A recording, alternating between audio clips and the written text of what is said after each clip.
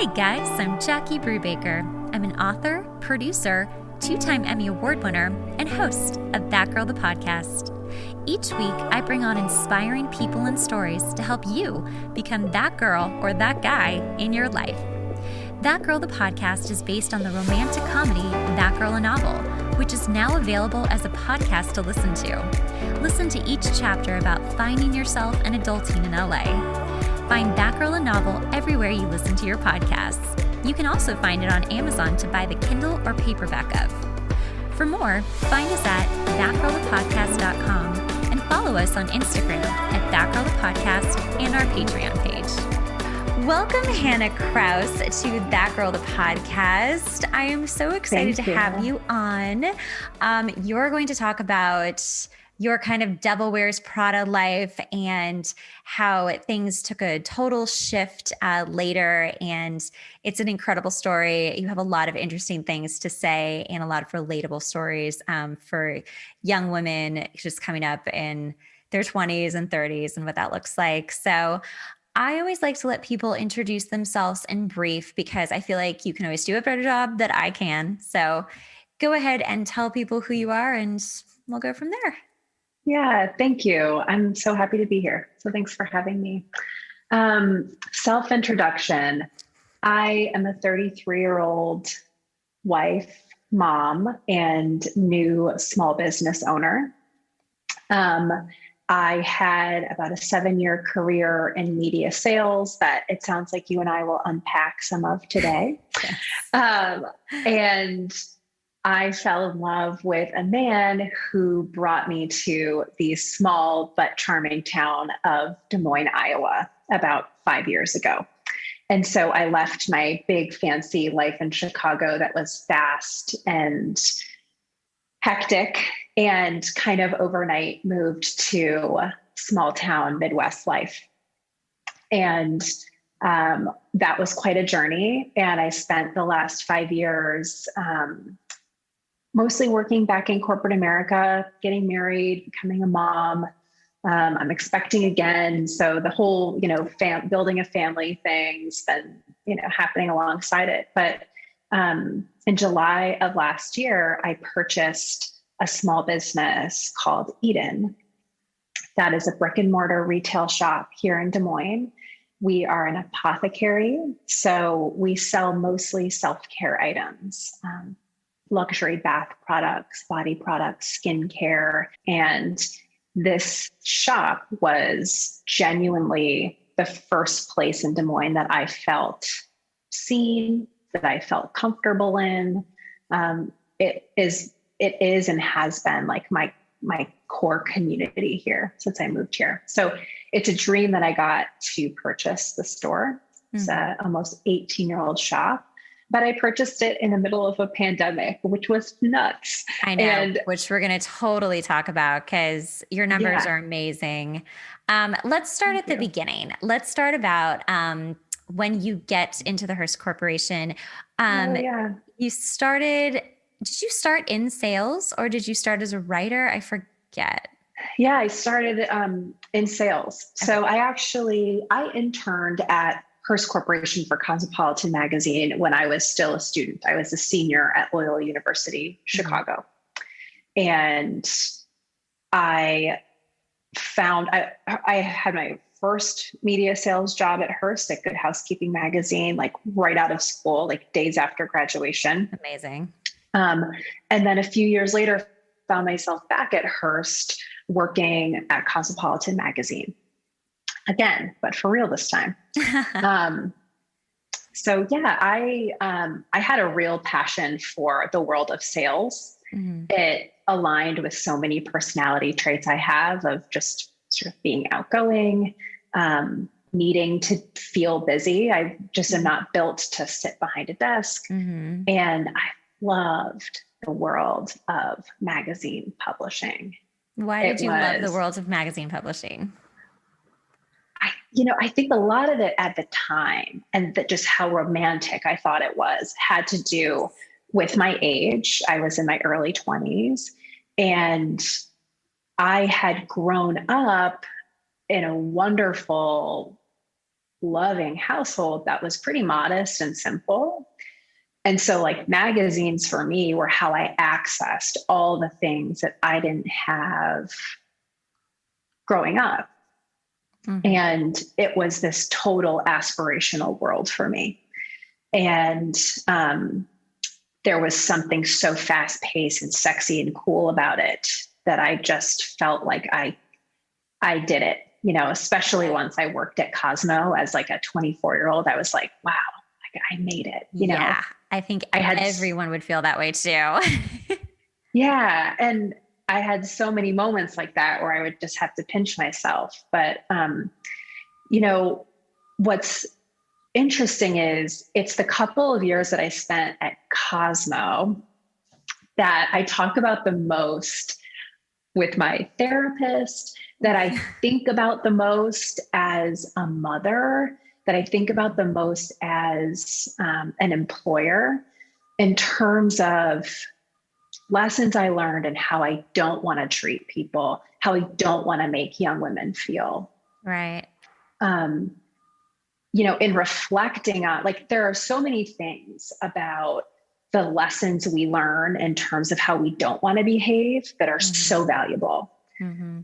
So, you know, there's gratitude there, right? And yeah, when I reflect on those experiences and just sort of having had them as young as I was, they were really formative. Definitely. Let's talk about some of those first experiences. I come from the world of TV and music, so it's like a double whammy of a lot. So, but you have a lot to talk about with your therapist. Yeah. No, I mean, I wrote a whole book about it, so that was very cathartic too. Yeah. But when you're in entertainment, and I would imagine too, coming from, you know, a really happy, loving household, now you're thrown into this like fantastical Devil Wears Prada sort of world. When was it, like, maybe what was one of the first things that happened that you were like, oh, this isn't what I thought it was going to be? Like how people either treated you or just instances that came up, things you talk about with your pretend I'm your therapist today and we'll just talk it over. No problem. You know, I should, to set the scene, say that I always worked when I was in publishing out of offices located in Chicago. So we were very satellite. They were usually small offices, small teams on each magazine. And unfortunately, we didn't have like the big fashion closets and the big beauty closets and stuff. That was all in New York. We saw that when we'd go and visit. But so it wasn't, you know, the day-to-day visuals were less Devil Wears Prada, but all of the personalities and attitudes were that. Yeah. You know, I think what sticks out to me, Jackie, is it was an industry that was really dominated for the most part by women, which was really exciting as a young woman to see all of these powerful, successful women around you. It was, of course, you know, being in that beauty fashion world, it was high pressure to look a certain way, to be wearing fashionable clothing, to show up looking beautiful every day. Right. And so there was an undertone of that always, of just sort of that expectation of being really good at your job, but also looking great all of the time. Yeah, that's so exhausting in and of itself. I mean, I can't imagine having to be that dressed up and on, and also just uncomfortable all day long while you're working. Yeah. Oh, yeah. I actually think about shoes that I used to wear in that job, and I'm not sure I could like walk down a flight of stairs in them now. Right. And I'm being totally serious, but I would like traverse an entire city in them. Oh, gosh. But to your question on like, what was the realization? I don't know that I could pinpoint a moment, but I think my overall realization was that at a young age, I formed this idea that in order to be a strong, powerful, professional woman, you needed to intimidate. You needed to be fierce. And I use that word in a way that's not all that positive. and that it was sort of okay to do anything to other people to get ahead. There wasn't a lot of room for empathy or vulnerability or feeling. Yeah. It was a really cutthroat, do what you need to get to the top world. And I just saw women in leadership roles that treated other women poorly. And it really confused me because I thought, man, I would read this magazine or these magazines as a young woman and read all of these articles about empowerment and how to lift one another up. And that just wasn't the culture that I was feeling or seeing happen behind the scenes at these brands. And frankly, I wasn't aware enough at the time, and I didn't have enough confidence at the time to realize that there was another option. And I worked for people that were sort of, I worked for a lot of women that at the time had worked for Cosmopolitan Magazine for 10, 15, 20, 25 years. This was their career. Ooh. And so there was a mold, right? Like there was a look, there was a way of doing business, and they walked that walk. And young women like me were sort of in the job to see if we could become women like them. And if we couldn't, maybe this wasn't the place for us. There wasn't a lot of space for someone with a different kind of personality than them, someone who looked different or dressed differently. What was their personality like? It was an environment it was a lot of micromanaging. Again, it was like a lot of sort of use this like they talk a lot about like being a Cosmo girl in terms of working on that team and what that meant and describing, how that meant you would behave or interact with clients or sort of look. Right. And that was a big part of the personality, was just reinforcing that kind of stereotype. Right. I worked for a woman who was really manipulative in a lot of emotional ways, like through micromanaging, wordsmithing emails.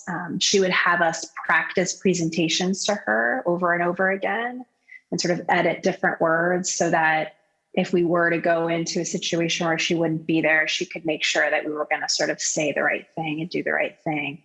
And it didn't leave a lot of room to be quirky or be yourself, or, when you're 23 or 24, discover what it means to be yourself professionally. Right. And, a little bit like unique to my experience and personal to me, I felt and noticed a lot of conversations around food and meals and eating and body type that was not healthy for me at that age to feel pressures around. And, that stuff sticks with you.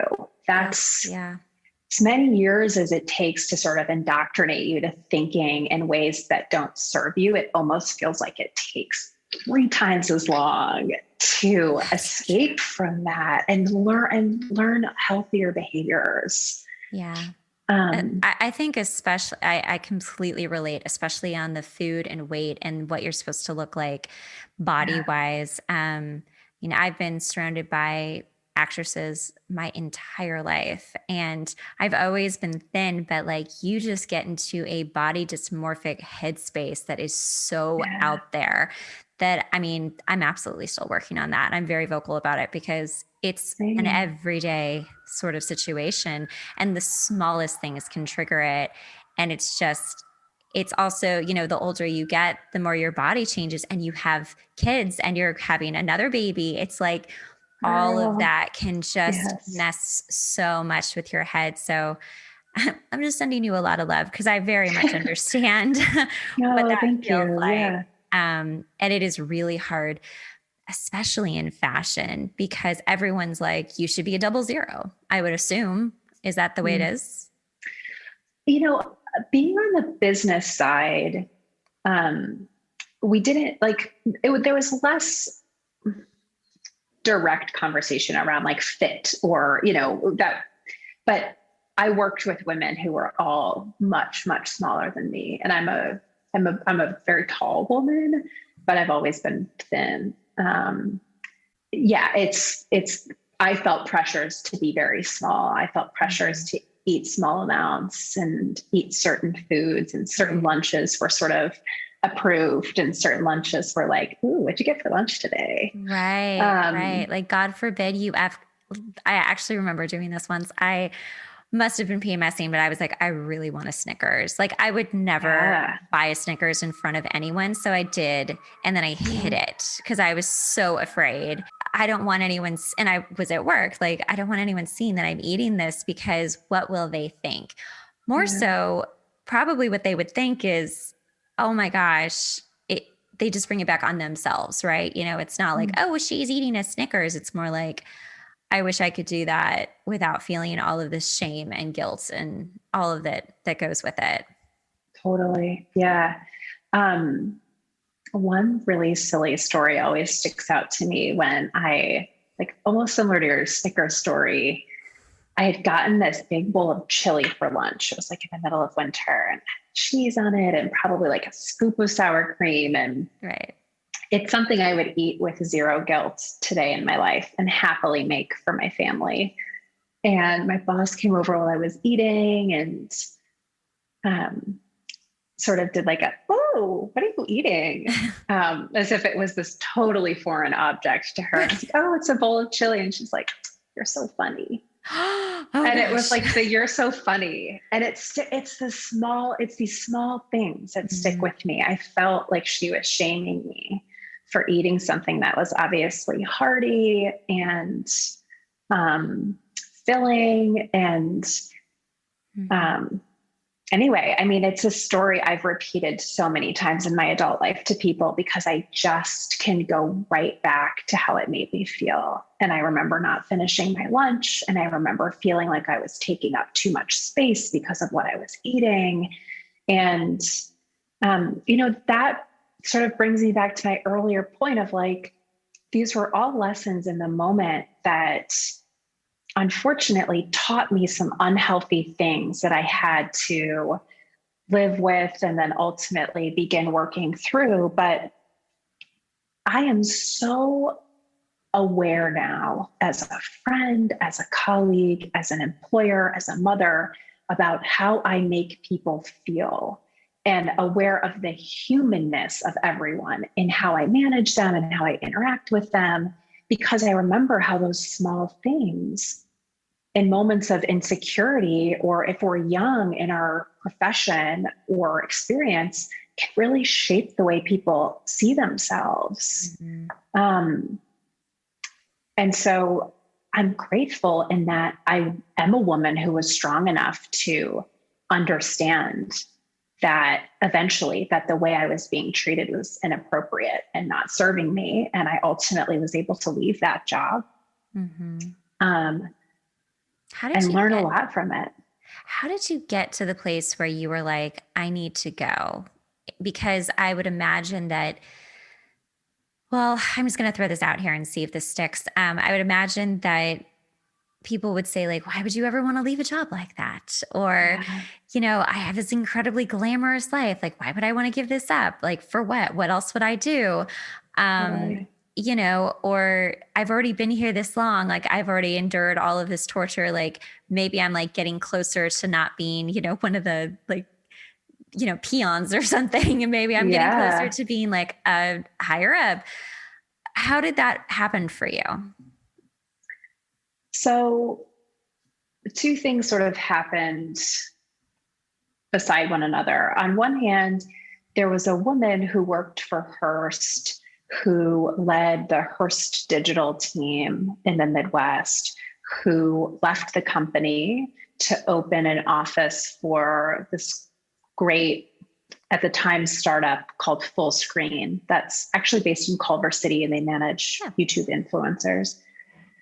And she was recruiting me to come work for her. She was a real woman who was vulnerable and honest and very much first person before she was a professional or a boss or a leader. And so she and I had a nice working relationship. So she began to recruit me, and I began to think about, to your point, leaving Cosmo, which is a scary thing to do. I mean, that brand has so much currency in the world of marketing and media sales because it's huge. Yeah. And it's ubiquitous, and it's a household name, and it just like represents the magazine world.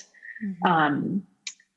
And beside that, I was also maturing and becoming aware that being managed by this boss of mine at Cosmo, being managed so closely and so specifically by her, and being manipulated so closely, wasn't leaving any room for me to grow or become my own person.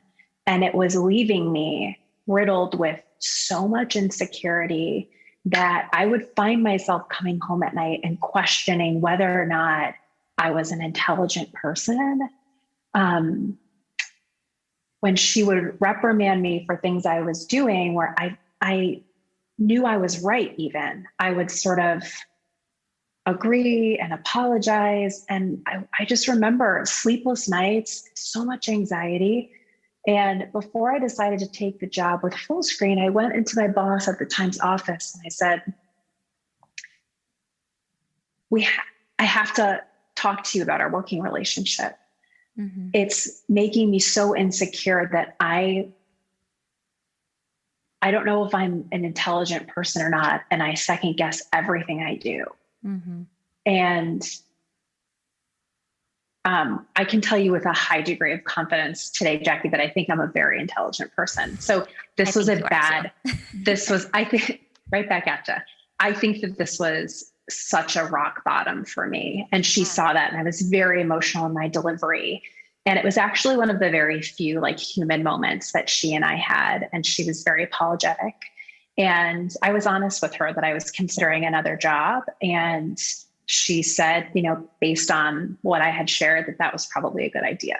Mm-hmm. So it sounded pretty mutual that whatever relationship we were trying to grow and build likely wasn't working on either end. Right. Because there was too much friction inside of me to agree to the standards that she was setting for me. And she wasn't willing to wiggle at all.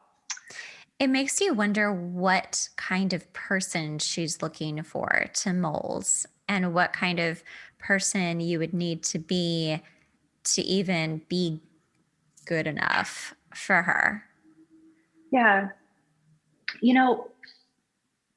There's something that I've experienced through my time at Cosmo, and also in working for and with some other women, that she did, but that also I think sometimes women have a tendency to do that's really unhealthy. And this is kind of an indirect response to your question. I think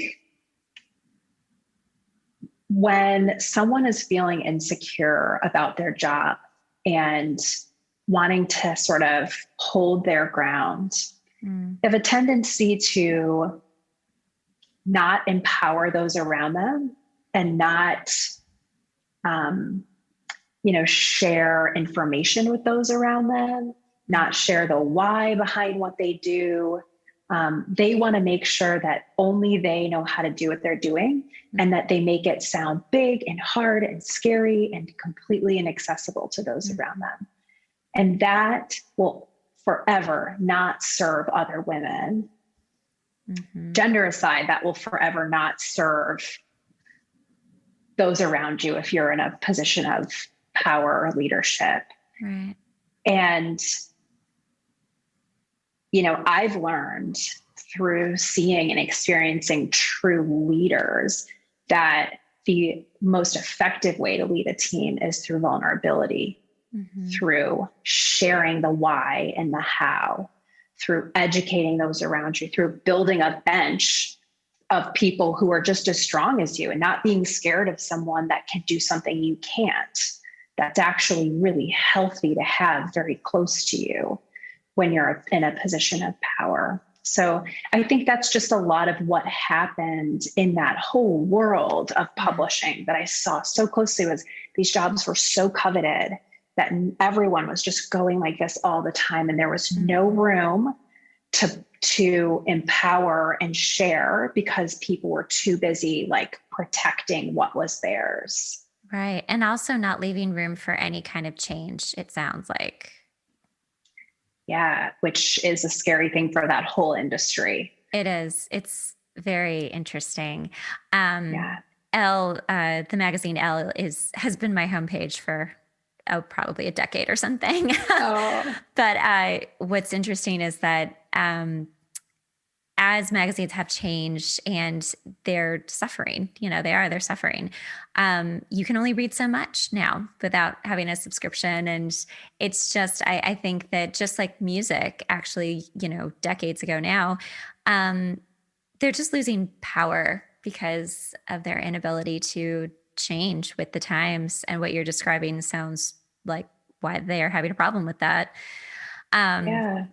Let's get into the other side of this, because it is so nice. Like, it is definitely, I think that was most likely your rock bottom. And it is so hard to leave that kind of a world, whether it's, publishing or if it's entertainment, the whole thing. I mean, I know I definitely struggles. And when I left a job I hated that I had been at for like 6 years, I just jumped. It was a long time. And I also had a micromanaging boss. It was really hard. And, I gave myself a lot of excuses of why I should stay until I couldn't actually function anymore. And I was like losing it at work. And I did go a little postal and I didn't care. It's like I wanted to get fired. I ended up quitting. I'm surprised I didn't get fired. I understand that headspace. I do. Right? I was like, why is no one firing me yet? But I did leave. And, it was a struggle to, find my footing after that. But luckily, I mean, I did. And it always has a much happier ending. So let's talk about you leaving. And let's fast forward to moving to Des Moines and being like, whoa, this is different. Totally. My husband is from Des Moines, and he and I have been together, for a decade now, married for 3 years and some change. But I always kind of knew that the career path he wanted to take would bring him back to Des Moines eventually. Mm-hmm. And we got engaged, and for me, it sort of felt like we just kind of picked up our life in Chicago and moved to Des Moines. I left a job I loved, working for an amazing woman, female leader at Food and Wine Magazine. I was the Midwest director, worked for myself and ran this big territory and felt like I did the work and really made it. And my life brought me somewhere else. So it felt like overnight I kind of woke up in Des Moines in a house, the first house I had ever owned, with no job, and a fiance who had just started a job that would make him very unavailable and very, very busy. Right. Basically from that moment till retirement. And I lost myself a little bit. It became very clear quickly for me that my job and my career had always been how I spent the vast majority of my time. And it really was how I defined myself. Even in just small talk conversations with people, one of the first things I used to ask was like, what do you do? How do you spend your time? And when you move to a new place and you're meeting all these new people, to say that I was currently unemployed, I think I felt really embarrassed about that. Mm-hmm. And I did that terrible thing people can do sometimes when you are nervous and you start to over explain a situation. Yes. So people would ask me what I did, and it's like, you could just like fast forward the clock 10 minutes and I'd still be talking at them about everything I used to do just to justify that I was busy and worthy and had goals. So there was a lot of self-discovery that happened in that first year of living here, which was so wonderful. I had the time and the space to really think about what I wanted my next move to be. And throughout all of that, I had found, in a lot of my just aimless wandering, discovering a new city, this beautiful little, honestly, treasure chest of a store called Eden. It's in this darling neighborhood in Des Moines that we call the East Village, which is sort of hilarious, but it's geographically accurate. It's much smaller than the actual East Village in New York. Right. And it's this historic building that's been restored perfectly. And it carried these brands that I was longing for that I could not find in Des Moines. Carried Diptyque candles and Malin and Getz and L'Occitane and really high-end skincare brands. Like I walked in and was like, oh, thank God. Like there is somewhere for me to buy these things that I love. And retail experiences can do that to you. If you walk into a place that you just click with, you're like, oh, good. Like it becomes this, almost has a human quality where you're like, oh, this thing gets me, like this is safe space. This is my friend Eden. Right. So I just found myself in the shop a couple times a week. I'd always grab a coffee down the street and stop in and got to know the people that work there. And as I was job hunting in corporate America, I finally asked the team at Eden, I said, do you guys need any help? I mean, I am free whenever, and I would love to just spend some more time here. And I was honest that I was job hunting, but could be super flexible. And so I started working there part-time. I eventually got back into corporate America in the sales world and more of a software space. That morphed into a job in commercial real estate for a couple of years. And all the while, I kept my like nights and weekend shifts at Eden. Aww. And I would literally go from like a 3-day sales call trip to like a Saturday at home and then working Sunday at Eden. And it was always the thing I looked the most forward to was my time in the store. And the woman who opened Eden almost 18 years ago, her name was Jennifer Hansen. She passed away in 2017 from a very fierce battle with cancer. She was an amazing woman. Yeah. And since that had happened, her husband was sort of running the store. A lot of the employees, picked up the slack and carried a lot of the weight. And he got to a place last year where he was ready to sell the business. It was the easiest decision I ever made when he came to me and asked me if I would have any interest.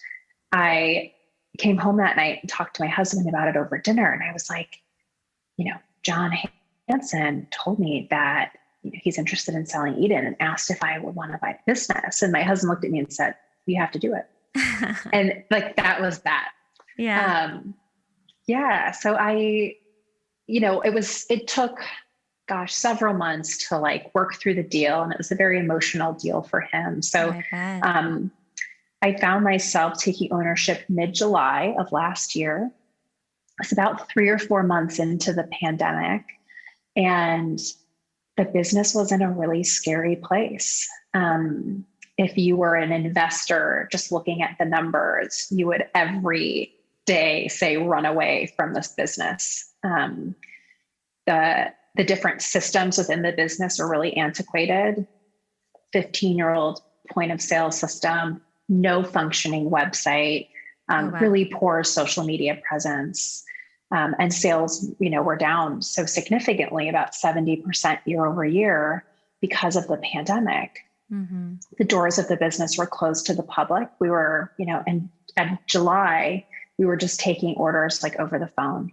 Yeah.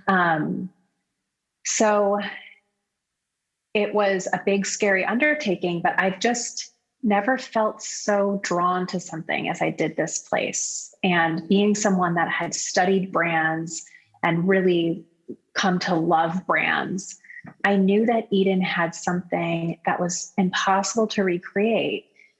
In the years that I spent in the store chatting with customers, I came to realize that my experience in feeling like Eden was this place of reprieve, like this legitimately safe space where you could come to take a deep breath,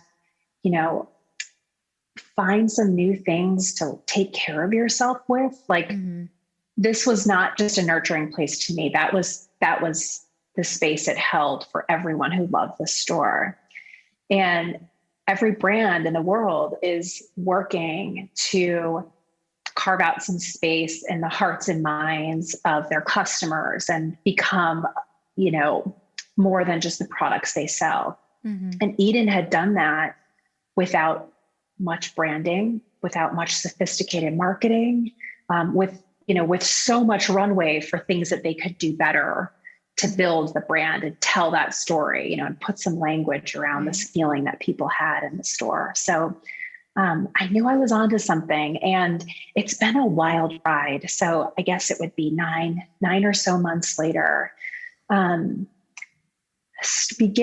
I bought the shop in July. Starting in August, we have had consecutive nonstop record sales months. So from August to having just closed out March, we have had the top sales months of, the 17 years that we've been in business. Oh my which gosh. is amazing considering the circumstances of where the world sits right now. Right.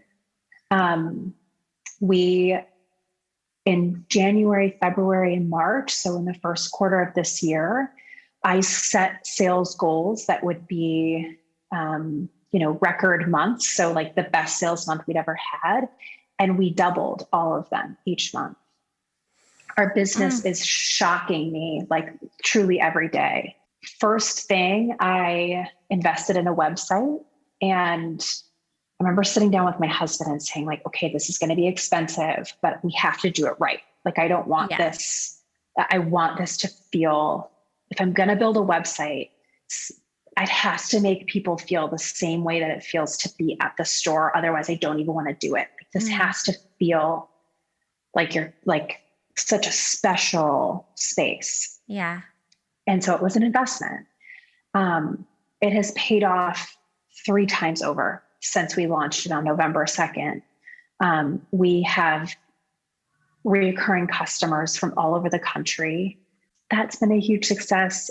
And we had this really funny, crazy thing happen in November of last year where we brought in this product. One of my colleagues, Tori, she does such a nice job of hunting down new products. And she uses this oil called Le Prunier, which is a face oil. It's fabulous. And it is special because it has one ingredient. It's the oil of about 250 organic plum pits. Okay. And it has a lot of amazing healing properties for the skin. Anyways, I ordered it for the store. At the time, I was nervous to order it because the opening order was like 24 units or something like that. And I thought, okay, we'll do this. We got the oil in the store on a Wednesday. I think it was a Wednesday. And the next day, Chrissy Teigen posted on her Instagram that Le Prunier was her secret weapon face product. And it's the only thing she uses every night. And we sold out of all 24 units in minutes. Oh, I'm sure. Because all of the big box beauty places sold out of Le Prunier.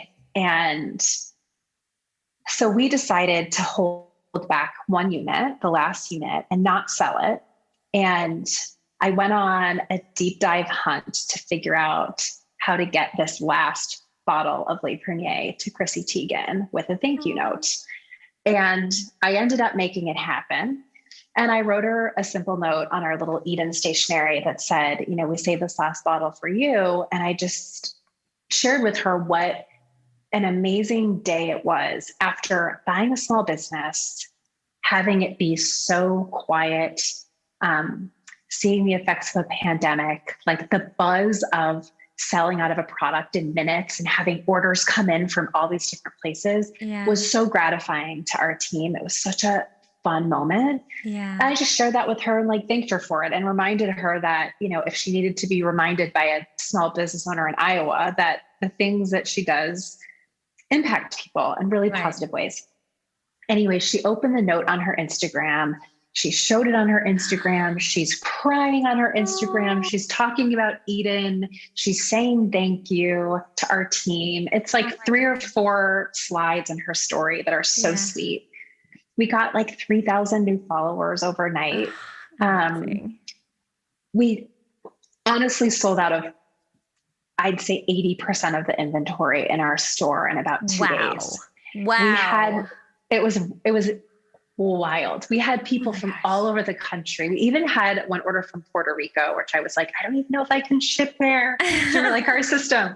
But people were just being so kind and ordering things because they identified with this story of like just sending an authentic written thank you note to another human being that happens to be a celebrity and saying thank you or thank you is due.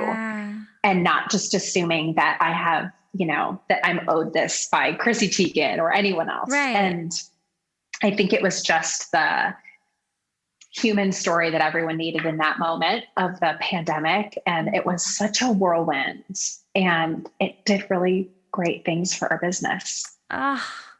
Thanks, Chrissy, for, oh my gosh. Queen Chrissy. I mean, seriously. I've always kind of worshiped her because there's something in all the celebrity. I think what makes her so great is that there is something so real about her that's undeniable. She's just fearlessly real and just gives the middle finger to the whole idea that she has to be anything but that. And in my tiny little experience with her, like that was the case. Actually, she DM'd us. So she followed Eden. She follows like 1,200 people. And one of them is our tiny little shop. And she sent us a couple of direct messages that were so sweet. And she had like the woman who handles her household sent us a nice email from Chrissy and John thanking us. And it was just very cool. That's so cool. And what a beautiful bookend to starting with women who are not so nice, not so vulnerable. And then you becoming a small business owner where you are treating women so beautifully and so respectfully. And then you have Queen Chrissy come by and just say, you're doing a great job and I love you. And then, I mean, man, if that isn't manifestation, I don't know what is, but like, that is what you do. I'm thankful that you positioned it that way. I hadn't thought about that. And that's really cool. Yeah, it really is. It just sounds like you have absolutely aligned with what you are here for, you know, just to like help others feel, especially during the pandemic and even after, you know, whenever that ends, you know, just to have that self-care and to kind of have a memory of, I need to still take care of myself. Even if I'm home all day, like I still need to just do the good skincare, take the baths, have the pampering that I used to have. It's not like that has to end.